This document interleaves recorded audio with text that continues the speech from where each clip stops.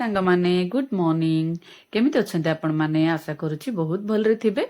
तो आज मु कौन कली ना रोषे घर किछि मसला मसली डब्बा सब धोइली आ ताकू तो गोटे मासकु थरे धुआ हुए नहले पूरा ऑयली ऑयली हे जाए ताकू धोई देकी ना नेकी छात ऊपर सुखई देली। बहुत दिन पर आज खरा छात को आछि आ खरा आसला माने कोन सुखेबी कोन धोइबी खाली मुंडरे हे सब चिंता थाए। तो कपड़ा सब भी सफा करथिली ताकू भी नेकी खरारे सब सुखई देली। ताकू सुखे देला पर देखिली गछ पत्र भी वर्षा पाए मु आ छात को आसी पार नथली आ गछ पत्र सब एपट सेपट हेकी पड़ी जाइतिला।